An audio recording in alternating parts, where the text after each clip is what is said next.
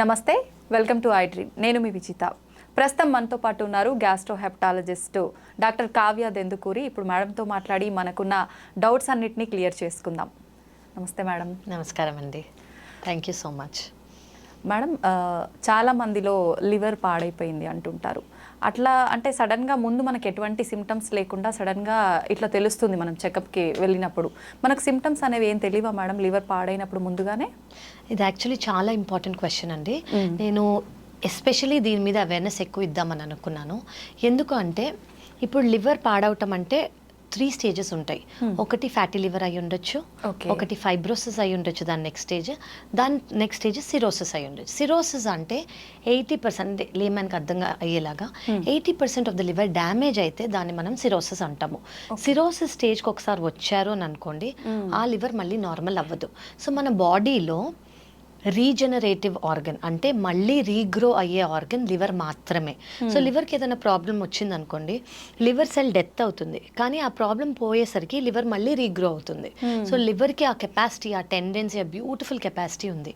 So fatty liver grades ఉంటాయి, నేను మళ్ళీ మీకు ఈవెన్చువల్గా చెప్తాను. దాని నెక్స్ట్ స్టేజ్ ఫైబ్రోసిస్ అంటే లివర్ స్కార్ అయిపోవటం అనమాట, లివర్ స్టిఫ్గా అయిపోవటము. ఈ స్టిఫ్నెస్ ఈ స్టేజ్ వరకు కూడా ఇప్పుడున్న బ్యూటిఫుల్ మెడికేషన్స్ వల్ల మనం కంప్లీట్గా రివర్స్ చేసి లివర్ని నార్మల్ చేయొచ్చు. కానీ దీని నెక్స్ట్ స్టేజ్కి ఒకసారి లివర్ వెళ్ళింది అనుకోండి, అంటే సిరోసిస్ స్టేజ్ అంటే 80 to 90% of the liver damage అయినట్టు. లివర్ సెల్ రీగ్రో అవ్వదు, మళ్ళీ లివర్ నార్మల్ అవ్వదు, దానివల్ల లివర్ సైజ్ చిన్నగా అయిపోతుంది. ఈ స్టేజ్ లో ఉన్నా కూడా 80% మందికి సిమ్టమ్స్ ఉండవు. మీరు ఫ్యాటీ లివర్ మర్చిపోండి, ఫైబ్రోసిస్ మర్చిపోండి, ఈవెన్ సిరోటిక్స్ అంటే సిరోసిస్ ఉన్న పేషెంట్స్, క్రానిక్ లివర్ డిసీజ్ ఉన్న పేషెంట్స్ లో 80% మందికి కూడా సిమ్టమ్స్ ఉండకపోవచ్చు. మోస్ట్లీ వాళ్ళకు ఉండే కామన్ సిమ్టమ్ ఏంటి అని అంటే ఫెటీగ్ అంటే వీక్నెస్, బలహీనత. వాళ్ళు ఏమనుకుంటారంటే, ఓ నిన్న నైట్ నేను సరిగ్గా పడుకోలేదు, సరిగ్గా తినలేదు, ఎక్సర్సైజ్ చేశాను చేయలేదు, ట్రావెల్ చేశాను, సో అంతే అనుకుంటారు వాళ్ళు. కానీ ఇది లాంగ్ పీరియడ్ ఉంటుంది, రోజు పర్సిస్టెంట్గా ఉంటుంది. సో 80 to 85% మందికి జనరల్గా సిమ్టమ్స్ ఉండవు, ఈవెన్ పర్మనెంట్ లివర్ డ్యామేజ్లో. ఓకే మేడం, చాలామంది అంటే మనం అందరం వినేంత వరకు ఎక్కువగా ఆల్కహాల్ తీసుకున్న వాళ్ళకే ఎఫెక్ట్ అవుతుంది అని, నిజంగా అట్లానేనా లేదంటే వేరే పరిస్థితుల్లో కూడా పాడయ్యే అవకాశం ఉంటుందా? చాలా రీజన్స్ ఉంటాయండి. మనం ఈ మధ్య ఎక్కువగా చూసేది life style diseases. Life style disease అంటే మీరు అడిగినట్టు ఆల్కహాల్ రిలేటెడ్ లివర్ డిసీజ్ ఒకటి. సెకండ్ థింగ్ ఏంటంటే సెడెంటరీ లైఫ్ స్టైల్ అంటే ఇప్పుడు పోస్ట్ కోవిడ్ అని అనుకోవచ్చు, ఎవ్రీవన్ అందరూ ఇంట్లోంచి వర్క్ ఫ్రమ్ హోమ్ చేస్తున్నారు. సో దానికి మీనింగ్ ఏంటంటే మన డోర్ స్టెప్కి అన్నీ వచ్చేస్తున్నాయి. సో అది ఏ మీడియం ద్వారా కానీ డోర్ స్టెప్కి వచ్చి ఇంట్లోనే కూర్చుని ఒకటే ప్లేస్లో కూర్చుని మొబిలిటీ అనేది, ఎక్సర్సైజ్ అనేది తగ్గినందుకు ఒబేసిటీ ఛాన్సెస్ చాలా ఎక్కువ అయిపోయాయి. సో అది చిల్డ్రన్ కానివ్వండి, అడల్ట్స్ కానివ్వండి. సో ఆల్కహాల్ వల్ల వచ్చే లివర్ ప్రాబ్లమ్ని మనం ethanol alcohol disorder related liver disease అంటాము. అలాగే నాన్ ఆల్కహాల్ వల్ల వచ్చేదాన్ని non alcohol related liver disease. So ఇందులో కామన్ ఏంటంటే నేను మీకు ఇప్పుడు చెప్పినట్టు ఒబెసిటీ చాలా కామన్. సెకండ్ థింగ్ ఏంటంటే అన్కంట్రోల్డ్ షుగర్ కంట్రోల్లో లేకపోయినా, చాలా రోజులుగా షుగర్ ఉన్నా, వాళ్ళు డైట్ వల్ల షుగర్ని ఇంప్రూవ్ చేసుకోలేకపోయినా మనకి పర్మనెంట్ లివర్ డ్యామేజ్ వస్తుంది. Second thing systemic hypertension, blood pressure ఎక్కువ ఉన్న వాళ్ళు. నెక్స్ట్ థైరాయిడ్ ప్రాబ్లమ్స్ ఉండి ట్రీట్మెంట్ తీసుకోకపోయినా, థైరాయిడ్ అనేది చాలా ఇయర్స్గా ఉన్నా వీళ్ళకి కూడా వస్తుంది. అండ్ ఉమెన్లో పాలిసిస్టిక్ ఓవేరియన్ సిండ్రోమ్, పీసీఓడి అని వినే ఉంటారు. ఓకే, వాళ్ళకు కూడా వచ్చే ఛాన్స్ ఉంది. అండ్ అబ్స్ట్రక్టివ్ స్లీప్ యాప్నియా అంటే జనరలీ కొంచెం ఒబీస్గా ఉన్న వాళ్ళు, కొంచెం బరువు ఎక్కువ ఉన్న వాళ్ళకి ఏమవుతుందంటే ఆక్సిజన్ అనేది సరిగ్గా అందదు. ఓకే, లంగ్స్లో ఉండే ప్రాబ్లం ఇది. సో వాళ్ళకి మోస్ట్ కామన్గా మీరు చూసే సిమ్టమ్ ఏంటంటే డే టైమ్ స్లీపీనెస్ అంటాము.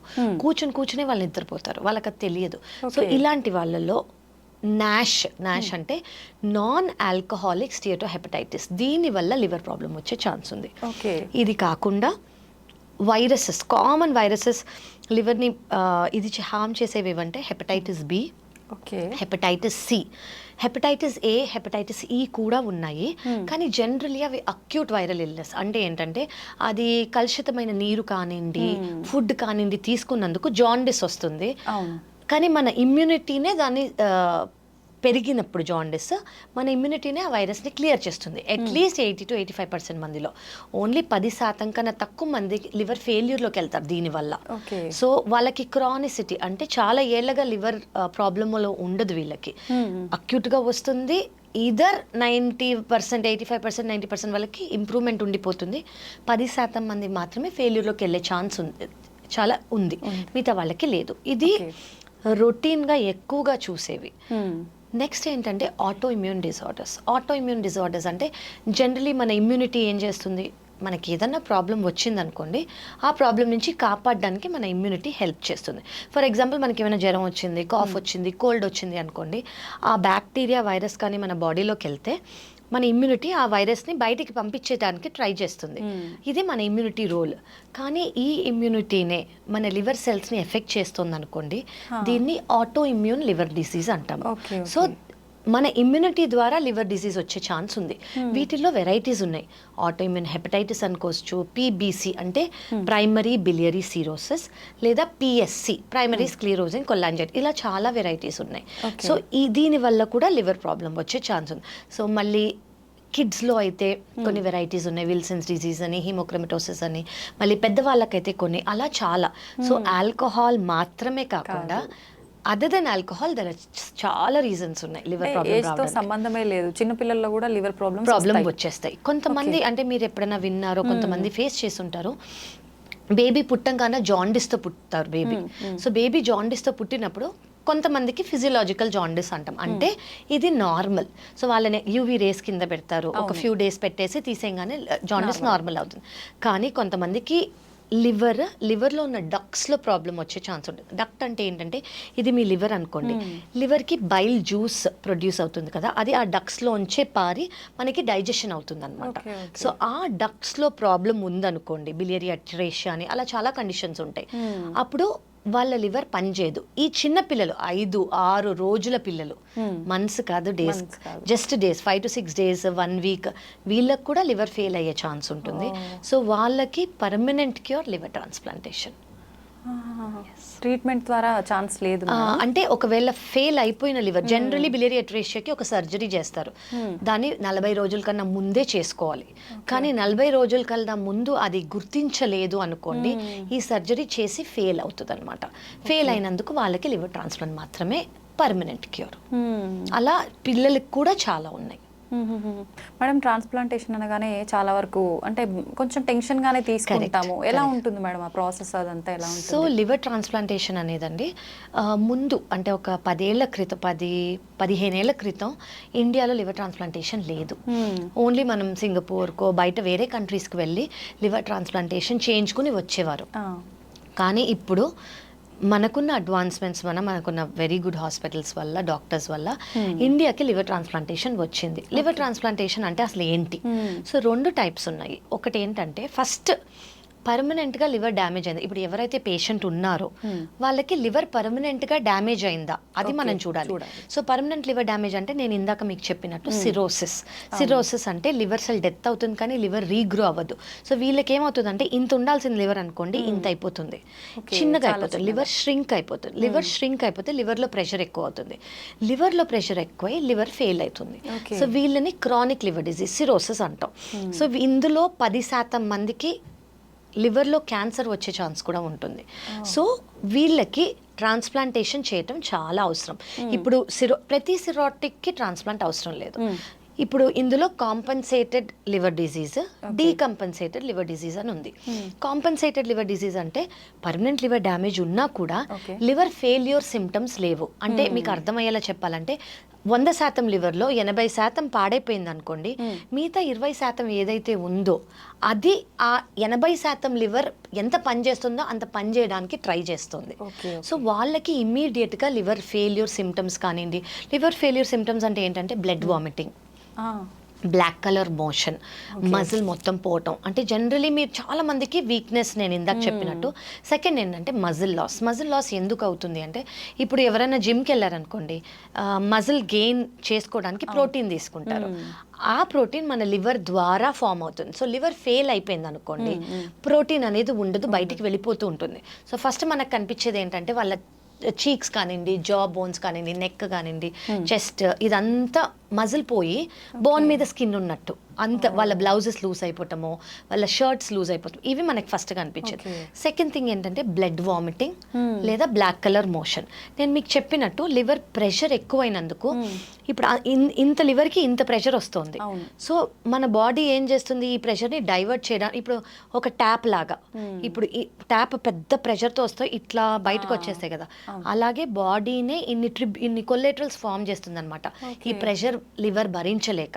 సో ఫస్ట్ ఎగ్జాంపుల్ మన ఫుడ్ పైప్లో ఫామ్ అవుతాయి వీటిని బ్లడ్ వెజల్స్ అంటాం. జనరలీ మనం ఫుడ్ పైప్లో ఇంత కామన్గా ప్రామినెంట్గా బ్లడ్ వెజల్స్ని చూడము. ప్రెషర్ ఎక్కువైనందుకు కనిపిస్తే బ్లడ్ వామిటింగ్ ఎందుకు వస్తుందంటే ఈ ప్రెషర్ వల్ల ఆ బ్లడ్ వెజల్స్ రప్చర్ అవుతాయి, బ్రేక్ అవుతాయి. సో దానివల్ల బ్లడ్ వామిటింగ్ లేదా బ్లాక్ కలర్ మోషన్ వచ్చే ఛాన్స్ ఉంటుంది. ఇంకో ఫెయిల్యూర్ సిమ్టమ్ ఏంటంటే జనరలీ లివర్ ప్రాబ్లం ఉన్న వాళ్ళకి కిడ్నీ ఎఫెక్ట్ అయ్యే ఛాన్స్ ఉంది. కిడ్నీ ఎఫెక్ట్ అంటే కిడ్నీ ఫెయిల్యూర్ కాదు, ఏమవుతుందంటే కిడ్నీ మీద బర్డెన్ ఎక్కువయ్యి ఫ్లో అదంతా తక్కువయ్యి మన బాడీలో ఏదైతే ఫ్లూయిడ్ ఉందో యూరిన్ ద్వారా బయటికి రావాలి, అది కిడ్నీ ఫంక్షన్. కానీ సిరోసిస్లో ఏమవుతుంది అంటే అది యూరిన్ ద్వారా బయటికి రాదు, కాళ్ళల్లో, పొట్టల్లో, లంగ్స్లో చేరుకుపోతుంది. దీన్ని అంటే కాళ్ళ వాపులు చూస్తారు మీరు, పొట్ట ఇంత వచ్చినట్టు చూస్తారు లంగ్స్లో, దీన్ని బాడీలో ఫ్లూయిడ్ అక్యుములేట్ అయిపోతుంది అన్నమాట. ఇంకోటి ఏంటంటే most important function of liver అసలు ఏంటి అంటే డీటాక్సిఫై చేయటం. అంటే మన బాడీలో ఏవైతే అవసరం లేవో, ఏవైతే టాక్సిన్స్ ఉన్నాయో అవి డీటాక్సిఫై చేసి లివర్ మోషన్ ద్వారా బయటికి, మన స్టూల్స్ ద్వారా బయటికి తీసేస్తుంది. కానీ లివర్ ఫంక్షన్ లేనప్పుడు సిరోసిస్లో ఈ టాక్సిన్స్ బ్రెయిన్కి వెళ్తాయి. ఫస్ట్ సిమ్టమ్ ఏమవుతుంది, మనం జనరలీ పొద్దున్న పడుకోము, నైట్ పడుకుంటాం, ఇది ఆపోజిట్ అయిపోతుంది. సో ఆల్టర్డ్ స్లీప్ రిథమ్, వీళ్ళకి నైట్ నిద్ర రాదు, పొద్దున్న నిద్ర వస్తుంది. ఇంకోటి ఏంటంటే మర్చిపోవటం, చిన్న చిన్న థింగ్స్ స్లోగా మర్చిపోతూ ఉంటారు.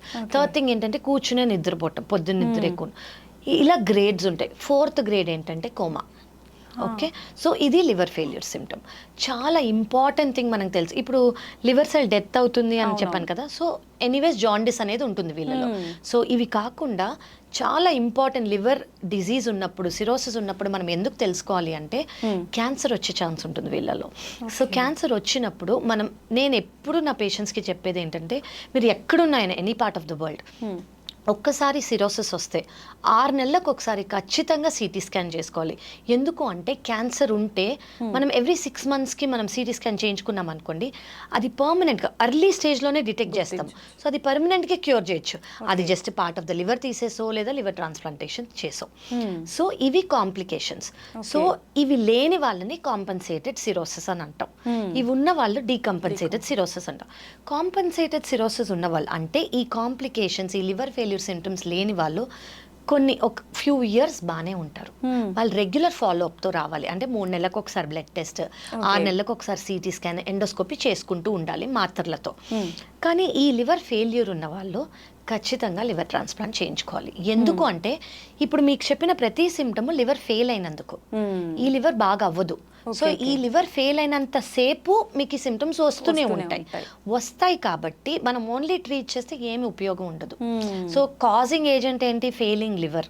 సో అది తీసేస్తే ఈ సిమ్టమ్స్ ఆగిపోతాయి.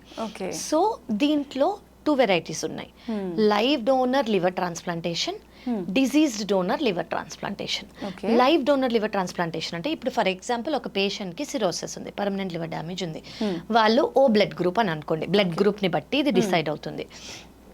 ఎవరైతే ఇప్పుడు మనం లైవ్ డోనర్ గురించి మాట్లాడుతున్నాం, సో ఫ్యామిలీ డోనర్ అయి ఉండాలి, సేమ్ బ్లడ్ గ్రూప్ అయి ఉండాలి, 18 ఏళ్ల కన్నా ఎక్కువ, 52 ఇయర్స్ కన్నా తక్కువ అయి ఉండాలి, వాళ్ళంతట వాళ్ళే నేను ఇస్తాను అని ముందుకు రావాలి. ఓకే, ఇది ఎందుకు క్రైటీరియా అని అంటే జనరలీ 52 ఇయర్స్ కన్నా ఎక్కువ ఉన్న వాళ్ళకే ఫ్యాటీ లివర్ ఉంటుంది.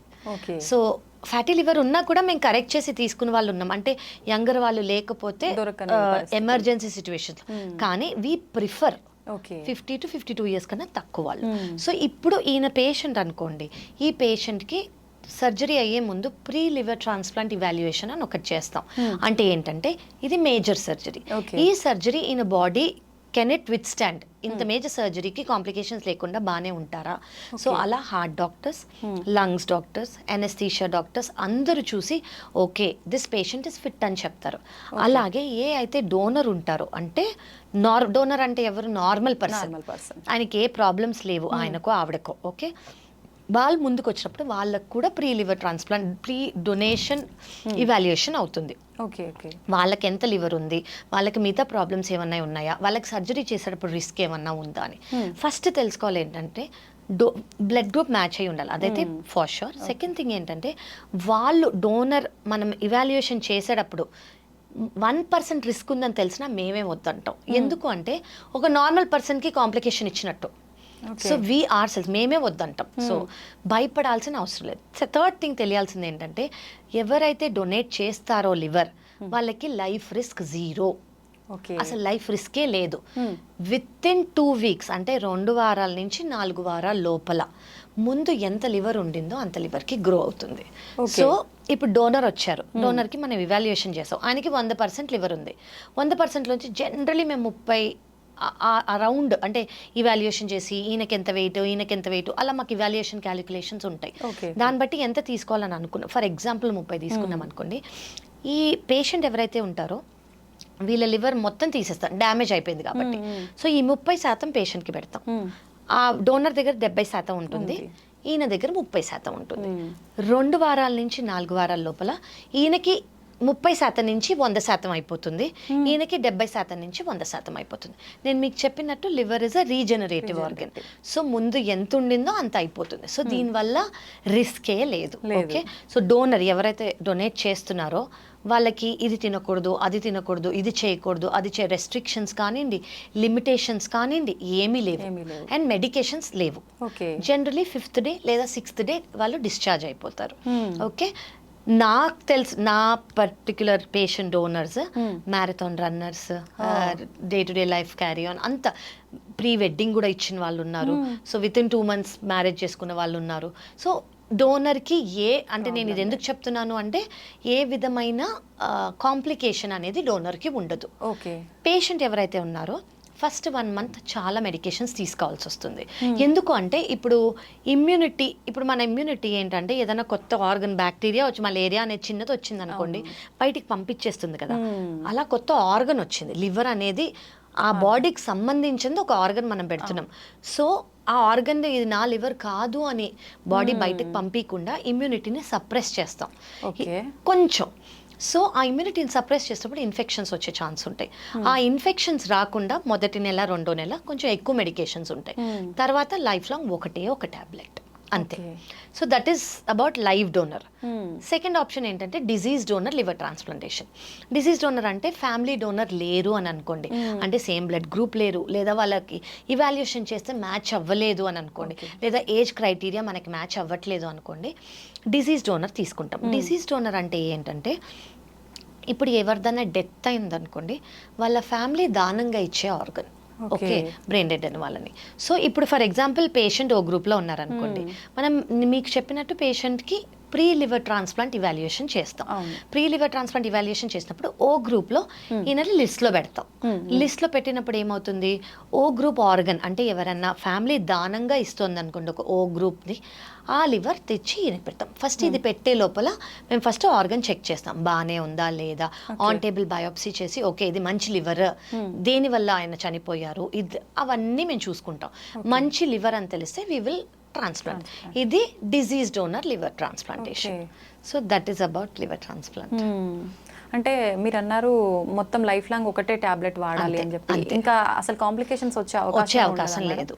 సో జనరలీ నేను చూసేది ఎక్కువ ఏంటంటే ఆల్కహాల్ రిలేటెడ్ లివర్ డిజీజ్ ఉన్న వాళ్ళు మళ్ళీ వాళ్ళు చాలా నార్మల్గా ఫీల్ అయిపోతారు కాబట్టి మళ్ళీ they will go back to alcohol. That we don't suggest. So of course మళ్ళీ go back to alcohol అంటే మళ్ళీ ఆ process repeat, permanent liver damage, same thing మళ్ళీ. అలా మేము రీట్రాన్స్ప్లాంట్ చేసిన వాళ్ళు కూడా ఉన్నారు. ఒక లివర్ ట్రాన్స్ప్లాంట్ చేసి మళ్ళీ సెకండ్ లివర్ ట్రాన్స్ప్లాంట్ రీట్రాన్స్ప్లాంట్ చేసిన వాళ్ళు కూడా ఉన్నారు. యా, అది ఎట్లాంటి సందర్భాల్లో మేడం? కొంతమందికి ఏమవుతుందంటే ఇట్లా ఆల్కహాలిక్ లివర్ డిసీజ్ మళ్ళీ ఆల్కహాల్కి వెళ్ళిన వాళ్ళు ఉంటారు. చాలా మటుకు వీళ్ళకి అంటే ఫ్యామిలీ సపోర్ట్ అనేది ఉందనుకోండి. ఫస్ట్ మేము ఎస్పెషల్లీ చూసే క్రైటీరియా ఏంటంటే, ఒకవేళ ఆల్కహాల్ వల్ల లివర్ ప్రాబ్లం వచ్చిన వాళ్ళు ట్రాన్స్ప్లాంట్ చేసుకుంటున్నారంటే, 1 psychiatric counselling, you should never go back to alcohol. 2 family support ఉంది అంటే. ఈ 2 ఉంటే జనరలీ దే స్టిక్ టు అంటే తీసుకోకుండా.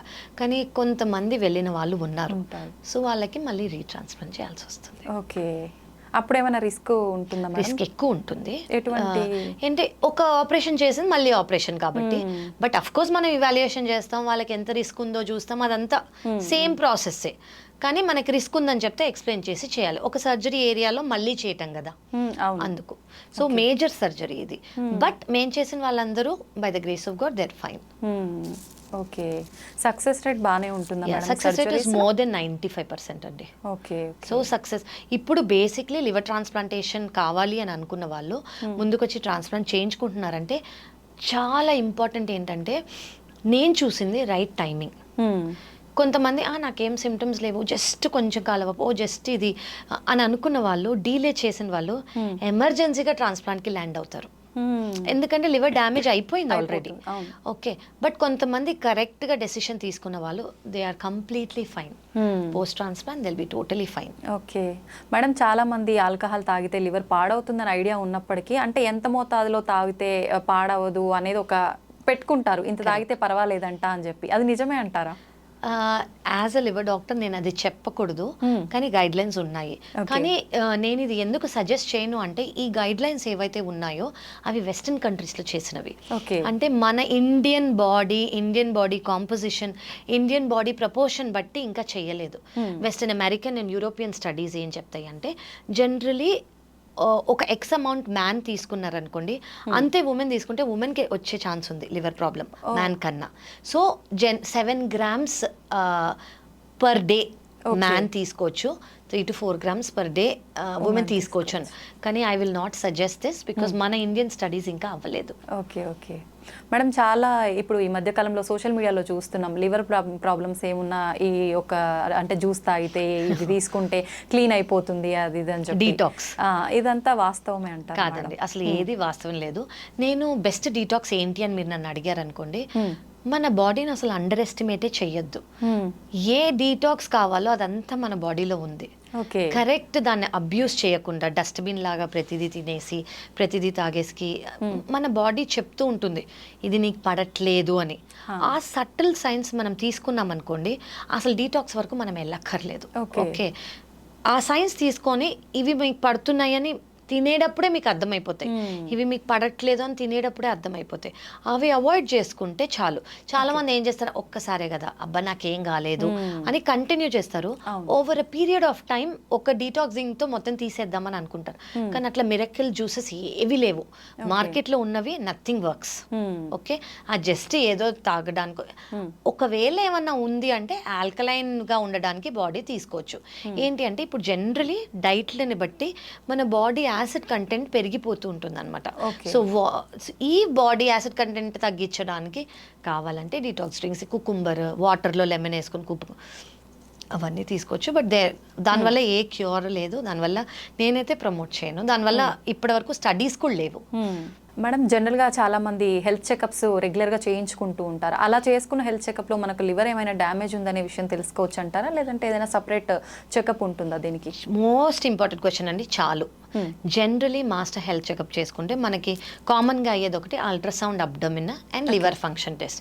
ఈ 2 రెగ్యులర్గా 6 monthsకి ఒకసారి లేదా 1 yearకి ఒకసారి చేయించుకుంటే సరిపోతుంది. ఇప్పుడు ఫ్యాటీ లివర్ ఉందనుకోండి, మనకి లివర్ ఫంక్షన్ టెస్ట్లో తెలిసిపోతుంది, అల్ట్రాసౌండ్ అబ్డమిన్లో కూడా తెలిసిపోతుంది.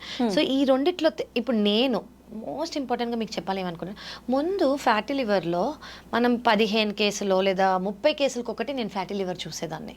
ఇప్పుడు ఫ్యాటీ లివర్ నాకు అట్లీస్ట్ ఎవ్రీ 2nd కేసు కనిపిస్తుంది. అది లైఫ్ స్టైల్ మార్క్, తినేది, ఎవ్రీథింగ్, అసలు సోషలైజ్ అంతా డిఫరెన్స్ అయిపోయింది. కాబట్టి ఫ్యాటీ లివర్ అనేది చాలా ఇంక్రీజ్ అయిపోయింది. సో మనకు అది అల్ట్రాసౌండ్ అబ్డమిన్లో, లివర్ ఫంక్షన్ టెస్ట్లో రెండిట్లో తెలుస్తుంది అనమాట. సో ఈ రెండిట్లో తెలిసినప్పుడు లివర్ ఫంక్షన్ టెస్ట్ అంటే అందులో ఎంజైమ్స్ అని ఉంటాయి, అవి కొంచెం పెరగటము, అల్ట్రాసౌండ్ అబ్డమిన్లో ఫ్యాటీ లివర్ అని రావటం. ఈ 2 వస్తే నా దగ్గరికి వచ్చినప్పుడు నేను దేని వల్ల ఫ్యాటీ లివర్ వచ్చింది అని చూస్తాను ఫస్ట్.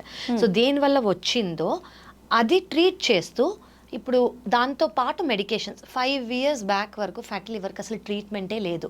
మేమేం చెప్పేవాళ్ళం అంటే ఈ డైట్ తీసుకోండి, ఫ్యాట్ కొంచెం తక్కువ చేయండి, కార్బోహైడ్రేట్స్ మోడరేట్గా తీసుకోండి, ప్రోటీన్ ఎక్కువ తీసుకోండి, వెయిట్ లాస్ చేసుకోండి, స్ట్రెంగ్త్ ట్రైనింగ్ చేసుకోండి, ఇంతే చెప్పేవాళ్ళం మేము. కానీ ఇప్పుడున్న మెడికేషన్స్ నేను మీకు చెప్పినట్టు ఫైబ్రోసిస్ స్టేజ్ అంటే fatty liver grade 1, grade 2, grade 3, grade 4 ఇది దాటి ఫైబ్రోసిస్ స్టేజ్కి వెళ్ళినా కూడా ఫుల్గా రివర్స్ అయ్యి వచ్చే మెడికేషన్స్ మనకు ఉన్నాయి. సో మీరు అడిగినట్టు అల్ట్రాసౌండ్, లివర్ ఫంక్షన్ టెస్ట్ మన మాస్టర్ హెల్త్ చెకప్లో ఉంటాయి. ఆ మాత్రం చేయించుకుంటే మనకి తెలిసిపోతుంది. కానీ ఫర్దర్గా ఏమన్నా ఉంటే మనకి ఇంకొంచెం ఇవాల్యుయేషన్ చేయాల్సి వస్తుంది. మేడం ఫ్యాటీ లివర్ అని వింటున్నాం, మాట్లాడుకుంటున్నాం, కానీ అసలు ఏంటి ఫ్యాటీ లివర్ అంటే ఏంటి madam? So generally fatty liver అంటే ఏంటంటే ఇప్పుడు నేను మీకు చెప్పినట్టు లివర్ సెల్స్, ఇది లివర్ అనుకోండి, లివర్లో సెల్స్ ఉంటాయి, ప్రతి ఆర్గన్లో సెల్స్ ఉంటాయి, అలాగే లివర్లో సెల్స్ ఉంటాయి. 10% కన్నా తక్కువ ఫ్యాట్ లివర్లో ఉంటుంది, అది నార్మల్. ఓకే, కానీ 10% కన్నా కొవ్వు లివర్లో ఎక్కువ అయిందనుకోండి, దాన్ని ఫ్యాటీ లివర్ అని అంటాము. సో ఏమవుతుందంటే ఇది లివర్ సెల్ అనుకోండి, నార్మల్గా లివర్ సెల్ ఇలా ఉంటుంది, ఫ్యాట్ అనేది అక్యుములేట్ అయింది అనుకోండి, బలూనింగ్ అవుతుంది, అంటే కొంచెం పెద్దగా అవుతుంది. ఆ ఫ్యాట్ గురించి ఏమీ చేయలేదు, అది షుగర్ వల్ల వచ్చింది, బీపీ వల్ల వచ్చింది, ఒబెసిటీ వల్ల వచ్చింది, డైట్ దేని వల్ల రానింది, ఆ బలూనింగ్ ఇంకా పెద్దగా అవుతుంది. సో ఇన్ఫ్లమేషన్ అవుతుంది. ఇన్ఫ్లమేషన్ అంటే ఏంటంటే ఇప్పుడు మనకి ఇక్కడ ఒక దెబ్బ తగిలింది అనుకోండి, దాని చుట్టూ రెడ్గా అవుతుంది, దాన్ని ఇన్ఫ్లమేషన్ అంటాం. అలాగే లివర్స్కి కూడా అవుతుంది. మనం వదిలేస్తూ ఉంటే ఈ ఇన్ఫ్లమేషన్ ఇంకా స్ట్రాంగ్ అయ్యి అది చెక్కు కడితే మనకి ఎలా అవుతుంది, ఇక్కడ అలా చెక్కు కట్టినట్టు ఫైబ్రోసిస్ అని అనుకోవచ్చు. అది కూడా ట్రీట్ చేయకపోతే లివర్ పర్మనెంట్ డ్యామేజ్కి వెళ్ళిపోతుంది. పర్మనెంట్ డ్యామేజ్ అయిన తర్వాత మళ్ళీ అంటే అది తెలుసుకోవడానికి ఇంకా సెపరేట్ టెస్ట్లు ఏమైనా ఉంటాయా? So ultrasound abdomen liver function టెస్ట్లో పర్మనెంట్ డ్యామేజ్ అయిందని మనకు తెలిసే అవకాశాలు ఉన్నాయి. ఎందుకంటే పర్మనెంట్ డ్యామేజ్లో లివర్ సైజ్ చిన్నగా అవుతుంది. లివర్ సైజ్ చిన్నగా అయినందుకు నేను మీకు ఇందాక చెప్పినట్టు ప్రెషర్ ఎక్కువ అయినందుకు వెయిన్స్ ఫామ్ అవుతానన్న అవి మనకి కొంచెం బేసిక్ ఐడియా అల్ట్రాసౌండ్లో తెలిసిపోతుంది. ప్లస్ లివర్ ఫంక్షన్ టెస్ట్లో కొన్ని టెస్ట్ నార్మల్గా ఉండాల్సినవి కొంచెం అబ్నార్మల్ అవుతాయి. So altered ratio, AG ratio అని అంటాం అనమాట మేము. అలాంటివి ఉంటే మేము సిటీ స్కాన్, మిగతా టెస్ట్ మేమే అడ్వైస్ చేస్తాం. Okay, CLD chronic liver disease లాగా అనిపిస్తుంది, మనం వీటిని చూడాలి అని సిటీ స్కాన్ ప్లస్ బ్లడ్ దేని వల్ల వచ్చిందని ఇథియలాజికల్ వర్కప్ మేము చేస్తాము. ఓకే, హెల్దీ లైఫ్ స్టైల్ తీసుకుంటే మనకు అసలు ఇలాంటి హెల్త్ ఇష్యూస్ ఏమి వచ్చే అవకాశమే ఉండదని అనుకుంటాం మేడం. నిజంగా ఎలా ఉండాలి లైఫ్ స్టైల్ అనేది? ఇలాంటి ప్రాబ్లమ్స్ నేనేమంటానంటే కామన్గా ఏది ఫాలో అవ్వచ్చు అంటే మన స్లీప్ ప్యాటర్న్ ఏదైతే ఉందో అది ఫస్ట్ ఫాలో అవ్వండి. అంటే పొద్దున్న సన్ రైజ్ టైంకి లేవటం, 5:30 to 6, ఓకే, అండ్ సన్సెట్ టైంకి మన డిన్నర్ అయిపోవాలి. చాలా మంది 9, 10, 11, 12 ఆ టైంకి డిన్నర్లు చేయటాలు. సో ఫస్ట్ థింగ్ ఏంటంటే get up, at least 20 to 30 minutes of sunlight exposure. Okay, అది కాకుండా ఏ కాంట్రా ఇండికేషన్స్ లేకపోతే 2 liters ఆఫ్ వాటర్ తాగటం అండ్ ఫిజికల్ ఎక్సర్సైజ్. నేను దానికన్నా ఎక్కువ నేను స్ట్రెస్సే చేయలేను. Physical exercise is very important for liver health. Fifth thing ఏంటంటే ఫ్యాట్ అనేది గుడ్ ఫ్యాట్స్ తీసుకోవచ్చు. ఫ్యాట్ మోడరేట్ అమౌంట్లో వెల్ బ్యాలెన్స్ డైట్ ఉండాలి. చాలా మంది ఓన్లీ ప్రోటీన్ తీసుకోవటం లేదు, మనకి ఫ్యాట్ కావాలి, కార్బోహైడ్రేట్స్ కావాలి, గుడ్ అమౌంట్ ఆఫ్ ప్రోటీన్ కావాలి, ఫైబర్ కావాలి. సో ఇవన్నీ తింటేనే మనకి వెల్ బ్యాలెన్స్ డైట్, కానీ మోడరేషన్లో. ఇప్పుడు ఒక 10-5 పూరీస్ అట్లా తీసుకోకూడదు. ఇప్పుడు ఇష్టం అంటే ఒకటి తీసుకోండి, but in moderation well balance diet is very important. Water intake, basically మన సన్ రైజ్ సన్సెట్ ఎందుకు అది ఫాలో అవ్వాలంటే దానివల్ల మనకి రిలీజ్ అయ్యే హార్మోన్స్, ఎంజైమ్స్ డైజెషన్ని, ఆర్గన్ హెల్త్ని చాలా బాగా మెయింటైన్ చేస్తుంది. సో అది ఫాలో అవటం very important. And of course processed food ఏవైతే మనకి ప్యాకెట్స్లో, బాక్సెస్లో దొరుకుతాయో అవి అవాయిడ్ చేయటము. I will not say alcohol తాగకూడదు అని అన్నాను, కానీ బింజ్ డ్రింకింగ్ చేయకూడదు. రెగ్యులర్గా ఆల్కహాల్ తాగే వాళ్ళకి, బింజ్ డ్రింకింగ్ వాళ్ళకి same amount of liver problem ఉంటుంది. అంటే బింజ్ డ్రింకింగ్ అంటే ఏడాది తాగరు, తాగిన ఒక రోజే ఫుల్గా ఒక 2-3 బాటిల్స్ తాగేస్తారు. సో వాళ్ళకి అండ్ రెగ్యులర్గా తాగే వాళ్ళకి same amount of liver damage ఉంటుంది. సో మోడరేషన్గా అప్పుడప్పుడు తీసుకొని, do not overdo, and that is very important. Smoking, alcohol, sleep is a very good medicine. I think మన బాడీనే will keep telling you sleep అని. అండ్ ఆకలి ఉన్నప్పుడు తినటము, ఇవన్నీ చాలా ఇంపార్టెంట్. అంటే ఆకలి లేకపోతే స్కిప్ చేసినా పర్వాలేదు. చాలా పర్వాలేదండి, ఖచ్చితంగా స్కిప్ చేసినా పర్వాలేదు. ఓకే. సో కొంతమందికి ఆకలి లేకపోవడం ఒక ప్రాబ్లం ఉంటుంది, వాళ్ళకి కాకుండా. ఓకే. సో వేరే వాళ్ళు స్కిప్ చేసినా కూడా ఓకే. నేను సజెస్ట్ చేసేది ఏంటంటే ఈ మధ్య ఇంటర్మిటెంట్ ఫాస్టింగ్ చాలా కామన్గా సజెస్ట్ కూడా చేస్తున్నాం మేము, కానీ ఎవరు పడితే వాళ్ళు స్టార్ట్ చేయకూడదు, అండర్ గైడెన్స్ స్టార్ట్ చేస్తే బెటర్. ఇంటర్మిటెంట్ ఫాస్టింగ్ అంటే ఏంటంటే ఇది ఒక umbrella term, periods of eating, periods of ఫాస్టింగ్కి మనం అంటాము. సో ఫర్ ఎగ్జాంపుల్ మీరు పొద్దున్న 6ంటికి లేచారనుకోండి, మీ ఫస్ట్ సిప్ ఆఫ్ ఫుడ్, అది కాఫీ కానివ్వండి, బ్రేక్ఫాస్ట్ కానివ్వండి, ఏదైనా 6కి స్టార్ట్ చేస్తారనుకోండి, మీ డిన్నర్ 8 o'clock అయిందనుకోండి. So me eating period 6 to 8, మిగతాది 8 తర్వాత నెక్స్ట్ డే 6 వరకు మీ ఫాస్టింగ్ పీరియడ్. సో ఈ ఫాస్టింగ్ పీరియడ్లో ఎస్పెషలీ లివర్ రిలేటెడ్ మనకి బెనిఫిషియల్ ఏంటి అని అంటే ఇన్సులిన్ రెసిస్టెన్స్ తగ్గుతుంది, కొలెస్ట్రాల్ లెవెల్స్ ఇంప్రూవ్ అవుతున్నాయి, ఫ్యాటీ లివర్ ఇంప్రూవ్ అవుతుంది. ఇవి ప్రూవెన్ సైన్స్. ఓకే, కానీ దీంతో పాటు ఇంటర్మిటెంట్ ఫాస్టింగ్ చేస్తూ ఈటింగ్ పీరియడ్లో ఒక 2 బిర్యానీస్ తినేస్తే it will not help. Moderation and balance diet ఎప్పుడైనా, కానీ intermittent fasting is surely helping in cholesterol కానివ్వండి, ఇన్సులిన్ రెసిస్టెన్స్ కానివ్వండి, వెయిట్ లాస్, ఒబెసిటీ పీపుల్లో వెయిట్ లాస్ కోసం కానివ్వండి, it is really helping, and fatty liver of course. Okay, better అయితే చాలా మిగతా అన్ని డైట్స్ కన్నా intermittent fasting is a very well proven.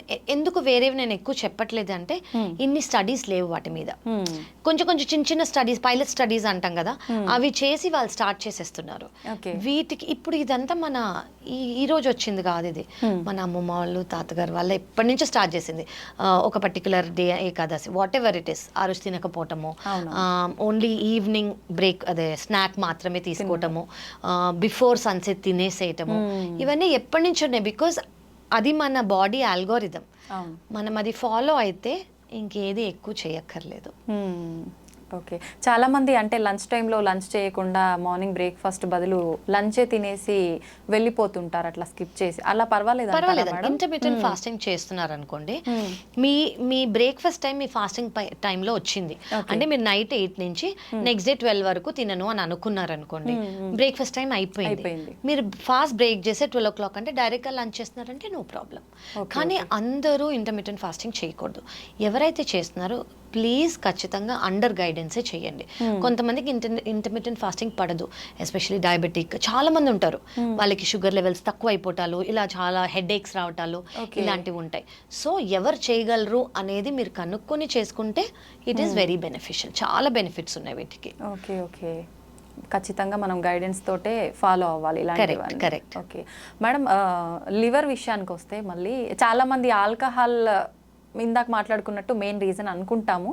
అయితే తాగడం స్టార్ట్ చేయగానే వస్తుందా, ఎప్పుడో తాగి బాగా ఎక్కువ తాగిన తర్వాత ఎప్పుడో వస్తుంది అనే ఒక ఉంటుంది, అది ఎంతవరకు నిజం మేడం? నేను ఇచ్చే ఆన్సర్ చాలా మందికి కొంచెం లూజ్ వేస్ ఇవ్వచ్చు, బట్ ఎస్, తాగిన వెంటనే రాదు.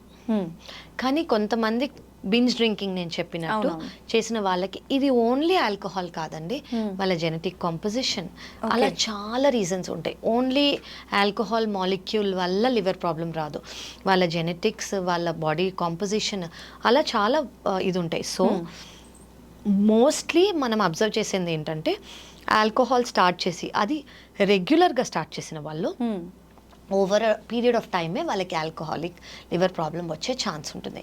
ఇనీషియల్గా కొంతమందికి వస్తుంది, ఎవరైతే చాలా ఎక్కువ తీసుకుంటారో ఆల్కహాల్ వాళ్ళకి జాండిస్ వచ్చే ఛాన్స్ ఉంటుంది, పర్మనెంట్ లివర్ డ్యామేజ్ రావడానికి చాలా ఏళ్ళు పడుతుంది. కానీ ఇనీషియల్గా తాగే వాళ్ళకి ఆల్కహాల్ వల్ల జాండిస్ వచ్చే ఛాన్స్ ఉంటుంది. దీన్ని ఆల్కహాలిక్ హెపటైటిస్ అని అంటాం. ఇదంటే ఏంటంటే నేను మీకు చెప్పినట్టు లివర్ సెల్ డెత్ అవుతుంది, డెత్ అయినందుకు జాండిస్ వస్తుంది. This is as dangerous as chronic liver disease. So వీళ్ళు ఒకవేళ ఆల్కహాల్ స్టాప్ చేయలేదంటే వీళ్ళు కూడా ఫెయిల్యూర్లోకి వెళ్ళిపోతారు డైరెక్ట్గా. ఇప్పుడు మనం ఫ్యాటీ లివర్, ఫైబ్రోసిస్, సిరోసిస్ అని ఎలా చేసామో ఆల్కహాలిక్ హెపటైటిస్ నుంచి డైరెక్ట్ ఫెయిల్యూర్లోకి వెళ్ళే ఛాన్స్ ఉంటుంది. సో వీళ్ళు కూడా చాలా జాగ్రత్తగా ఉండాలి. కానీ ఎంత తాగారు, ఎన్ని రోజులుగా తాగారు? చాలా మంది జస్ట్ 3 months డైలీ తాగి పొద్దున్న సాయంత్రం వరకు ఆల్కహాలిక్ హెపటైటిస్లోకి వచ్చి లివర్ ఫెయిల్యూర్ ఉన్న వాళ్ళు ఉన్నారు. 3 months కూడా. Okay okay. సో వాళ్ళు ఎంత తాగుతున్నారు, ఏం తాగుతున్నారు చాలా ఇంపార్టెంట్. ఓకే, ఎట్లా అయినా danger danger, correct, exactly. Okay, దానికి టైం అదంతే. అంటే మన బాడీలో ఉండే ఇమ్యూనిటీ సిస్టమ్ ఇమ్యూనిటీ, మన బాడీ కాంపోజిషన్, మన జెనెటిక్స్ ని బట్టి చాలా డిపెండ్ అయి ఉంటుంది. మేడం, మనుషుల యొక్క ఎమోషన్స్ ప్రభావం వల్ల కూడా లివర్ ఎఫెక్ట్ అయ్యే ప్రమాదం ఉంటుందంటారా? ఉండొచ్చండి. ఎమోషన్స్ అని నేను అన్నాను, మీరు వినే ఉంటారు గట్ హెల్త్ అని వినే ఉంటారు కదా. సో గట్ హెల్త్కి బ్రెయిన్ హెల్త్కి డైరెక్ట్ రిలేషన్ ఉంది. ఓకే, సో ఇది దేని వల్ల అని అనుకున్నారు అనుకోండి. ఇప్పుడు మన బాడీలో గట్ అంటే మీకు ఏమనిపిస్తుంది? చాలా మంది గట్ అంటే స్టమక్ అనుకుంటారు. గట్ అంటే ఇంటెస్టైన్స్, మన స్మాల్ ఇంటెస్టైన్, మన లార్జ్ ఇంటెస్టైన్. వీటిల్లో గుడ్ బ్యాక్టీరియా, బ్యాడ్ బ్యాక్టీరియా అని 2 టైప్స్ ఉంటాయి అన్నమాట.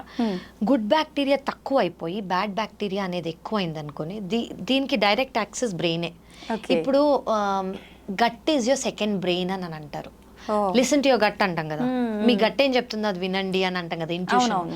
So because it is your second brain. So గట్కి బ్రెయిన్కి కంప్లీట్ క్లోజ్ రిలేషన్షిప్ ఉంది. ఇలా దీన్ని డిస్బయోసిస్ అంటాం. అంటే good bacteria and bad bacteria misbalance అయింది అనుకోండి, దాన్ని గట్ బ్యాక్టీరియా డిస్బయోసిస్ అని అంటాం అనమాట. సో అలా అయినప్పుడు బ్యాడ్ బ్యాక్టీరియా ఒకవేళ ఎక్కువ అయింది అనుకోండి, అది స్ట్రెస్ వల్ల అయి ఉండొచ్చు, ఈటింగ్ హ్యాబిట్స్ వల్ల అయి ఉండొచ్చు, లైఫ్ స్టైల్ వల్ల అయి ఉండొచ్చు. సో వీళ్ళకి ఏం చూస్తామంటే, మన ఇంటెస్టినల్ మొటిలిటీ అంటే తినేది, డైజెషన్ అయ్యేది, డైలీ స్టూల్ పాస్ అయ్యేది, కాన్స్టిపేషన్ అయినా ఉండొచ్చు వాళ్ళకి, లేదా లూజ్ స్టూల్స్ అయినా ఉండొచ్చు, లేదా గ్యాస్ సరిగ్గా ఎక్కువ పాస్ అయిపోవటము, తిన్న వెంటనే బ్లోటింగ్ రావటము, గ్యాస్ ఉన్నట్టు ఫీలింగ్ రావటము, లేదా small intestinal bacterial over growth అని అంటాము. అంటే ఏంటంటే ఏదైతే నార్మల్ స్మాల్ ఇంటెస్టైన్లో బ్యాక్టీరియా ఎంతైతే, జనరలీ 100 ట్రిలియన్ బ్యాక్టీరియా ఉంటాయి మన ఇంటెస్టైన్లో. సో దానికన్నా ఎక్కువ అయిపోయాయి అనుకోండి బ్యాడ్ బ్యాక్టీరియా, దానివల్ల ఈ సిమ్టమ్స్ వచ్చే ఛాన్స్ ఉంటుందన్నమాట. సో ఒకటి ఈ good bacteria, bad bacteria dysbiosis. ఇంకోటి ఏంటంటే మన తినేది వాటి వల్ల. సో దీనివల్ల డైరెక్ట్ వీళ్ళకి ఏముంటుందంటే ఎమోషనల్గా ఫీల్ అవుతారు వాళ్ళు, ఇరిటబుల్గా ఫీల్ అయ్యే ఛాన్స్ ఉంటుంది, లేదా కొంచెం లో మూడ్స్ ఉండే ఛాన్స్ ఉంటుంది. బికాస్ గట్ హెల్త్కి బ్రెయిన్ హెల్త్కి చాలా కనెక్షన్ ఉంటుంది. ఓకే మేడం, లివర్ పాడైన వాళ్ళు ఫుడ్ రెస్ట్రిక్షన్స్ ఏమైనా ఉంటాయా వాళ్ళకి? లివర్ పాడైందంటే సిరోసిస్లో ఉన్నారనుకోండి, నేను మీకు ఇందాక చెప్పిన కాంప్లికేషన్స్ని బట్టి నేను కాళ్ళల్లో, అబ్డమెన్లో, లంగ్స్లో నీరు చేరుకుపోతుంది. అంటే ఆ కిడ్నీ ఆ నీరుని బయటకు పంపిలేకపోతుంది. అప్పుడు మనం ఎక్కువ వాటర్ లేదా ఎక్కువ సాల్ట్ తీసుకున్నాం అనుకోండి, ఇంకా వాటర్ రిటెన్షన్ అవుతుంది, అంటే బాడీలో ఇంకా స్వెల్లింగ్ వచ్చే ఛాన్స్ ఉంటుంది. సో వాళ్ళ క్యాలిక్యులేషన్స్, వాళ్ళకి సోడియం లెవెల్స్ అవన్నీ చూస్తాం అనమాట. వాళ్ళకి మేము జనరల్గా రెస్ట్రిక్ట్ చేసేది ఏంటంటే, ఇనీషియల్ స్టేజ్లో 1.5 litres of fluid per day, అది వాటర్ కానివ్వండి, జ్యూస్ కానివ్వండి, కాఫీ టీ కానివ్వండి, ప్రోటీన్ పౌడర్తో మిక్స్ చేసే వాటర్ కానివ్వండి, 1.5 లీటర్స్ కన్నా ఎక్కువ తీసుకోకూడదు. And salt 2 to 3 grams per day అంతే. అది పికిల్ ఫుడ్స్, అప్పడాలు, వీటివి ఏవైతే ఉంటాయో అందులో సాల్ట్ ఎక్కువ ఉంటుంది, అవన్నీ వాళ్ళు అవాయిడ్ చేయాలి. సెకండ్ థింగ్ ఏంటంటే, ప్రోటీన్ లాస్ ఉంటుంది కాబట్టి, మజిల్ లాస్ ఉంటుంది కాబట్టి వాళ్ళు ఎక్కువ ప్రోటీన్ తీసుకోవాలి. మోస్ట్ ఇంపార్టెంట్, చాలా మంది భయపడేది ఏంటంటే, లివర్ ప్రాబ్లం ఉన్నా, కామెర్లు ఉన్నా చికెన్, ఫిష్ తినకూడదు అని. అది తప్పు. ఓకే, లివర్కి బర్డెన్ లేకుండా నాన్ వెజిటేరియన్ మీరు తీసుకుంటున్నారు అని అనుకోండి, చికెన్ కానివ్వండి, ఫిష్ కానివ్వండి, ఎగ్ వైట్ కానివ్వండి, లివర్కి చాలా మంచిది. ఆఫ్ కోర్స్ డీప్ ఫ్రైలు ఇవ్వకూడదు, కానీ గ్రేవీ లాగా లేదా boiled is much better. Vegetarian అనుకోండి, రాజ్మా, చెన్నా, పన్నీర్, సోయా, స్ప్రౌట్స్, మనం రెగ్యులర్గా తినే దాల్స్, వీటన్నిటిలో ప్రోటీన్ బాగుంటుంది. సో ప్రోటీన్ సప్లిమెంటేషన్ అనేది లివర్ ఫెయిల్యూర్లో చాలా ఇంపార్టెంట్. ఈ మజిల్ వేస్టింగ్, ఈ వీక్నెస్ ఉండకుండా ఉండడానికి I would say deep fried foods ఖచ్చితంగా, ఫ్యాటీ మీల్స్ అవాయిడ్ చేయాలి. స్పైసీ ఫుడ్ అట్లా కూడా స్పైసీస్ ఓకే అండి. అంటే ఇప్పుడు చాలా మంది ఉప్పు తక్కువ తీసుకుంటారు కాబట్టి వాళ్ళు పెప్పర్తోనో లెమన్తోనో దాన్ని గార్నిష్ చేసుకోవచ్చు డైట్ని. మన criteria salt, water. Okay okay okay. అంటే వేరే మీరు ఇందాక చెప్పినట్టు ఏ సిమ్టమ్స్ లేకపోయినా ఓన్లీ కాళ్ళ వాపులు ఇలా ఉంది అంటే అది కాళ్ళ వాపులో ఉంది. కాళ్ళ వాపులు చాలా రీజన్స్ వల్ల వస్తాయి. ఒకటి లివర్, వేరే రీజన్స్ ఏమన్నా ఉంటాయా కాళ్ళ వాపులు, బాడీ వాపు రావడానికి అంటే కిడ్నీ ప్రాబ్లం కానివ్వండి, హార్ట్ ప్రాబ్లం కానివ్వండి, థైరాయిడ్, అలా చాలా ఉంటాయి. సో లివర్ ప్రాబ్లం వల్ల వచ్చేది చెప్తున్నాను నేను. సో మిగతా కూడా ఉంటుంది. సో లివర్ ప్రాబ్లం వల్ల రెస్ట్రిక్ట్ చేయాల్సింది ఏంటంటే సాల్ట్ అండ్ వాటర్. మేడం చాలా మందికి కాఫీ టీ తాగంది అసలు తెల్లారదు. దానివల్ల మంచి జరుగుతుందని చెప్తుంటారు, లేదు అసలు తాగొద్దు, అలవాటు చేసుకోవద్దని కొంతమంది చెప్తుంటారు. లివర్ ప్రాబ్లం ఉన్న వాళ్ళు ప్రత్యేకించి కాఫీ టీ తాగొచ్చు అంటారా మేడం? ఇది చాలా ఇంపార్టెంట్ క్వశ్చన్ అండి. ఎస్పెషలీ ఫ్యాటీ లివర్ ఉన్న వాళ్ళు రీసెంట్ స్టడీస్ ఏం ప్రూవ్ చేశాయి అంటే వాళ్ళకి మైగ్రేన్ ఉండకూడదు, పాల్పిటేషన్స్ ఉండకూడదు, కొంతమంది కాఫీ తాగకూడదు హార్ట్ ప్రాబ్లం ఉన్న వాళ్ళు కాకుండా జస్ట్ ఫ్యాటీ లివర్ ఉన్న వాళ్ళు 2 cups of black coffee per day, అంటే అందులో షుగర్ ఉండకూడదు, మిల్క్ ఉండకూడదు, just black coffee per day is actually fatty లివర్కి బెనిఫిషియల్. ఫ్యాటీ లివర్ని తగ్గిస్తుంది అని రీసెంట్ స్టడీస్ చెప్పాయి మనకి.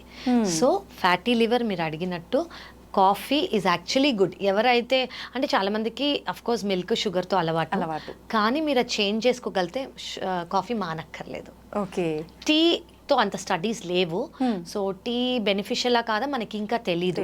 బట్ ఖచ్చితంగా 2 cups of coffee per day, black coffee per day, ఎవరికైతే కాంట్రా ఇండికేషన్ లేదో వాళ్ళు తీసుకుంటే లివర్కి మంచిది, ఫ్యాటీ లివర్కి మంచిది. ఓకే మేడం, చాలా మంది బ్లాక్ కాఫీ తాగే వాళ్ళు దాంట్లో అంటే లెమన్, పుదీనా ఇలాంటివి కలుపుకుంటా అలా తీసుకోవచ్చు అంటారా? దానివల్ల హామ్ ఏం లేదు. ఓన్లీ క్యాలరీస్ యాడ్ చేయకూడదు, అంటే షుగర్ కానివ్వండి, మిల్క్ ప్రోటీన్ కానివ్వండి, మిల్క్ కానివ్వండి, అవి యాడ్ చేయకూడదు.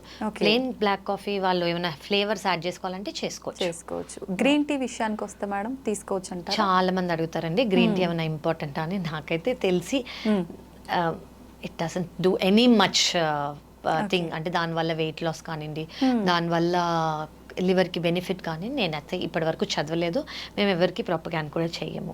ఓకే, కానీ వింటుంటాం చాలా మంది మీరు అన్నట్టుగా వెయిట్ లాస్కి చాలా బాగా ఉపయోగపడుతుందని చెప్తుంటారు. కరెక్ట్. ఓకే, మొత్తానికైతే కాఫీ, బ్లాక్ కాఫీ తాగొచ్చు 2 cups లివర్ ప్రాబ్లం ఉన్న వాళ్ళు. ఖచ్చితంగా. థ్యాంక్ యూ మేడం, చాలా డీటెయిల్గా ఎక్స్ప్లెయిన్ చేశారు నిజంగా. అంటే స్టార్టింగ్ నుంచి ఎండింగ్ వరకు ఈ వీడియో చూస్తే కనుక లివర్కి సంబంధించిన డౌట్స్ అన్నీ క్లియర్ అయిపోతాయి. Thank you madam, thank you very much. Thank you.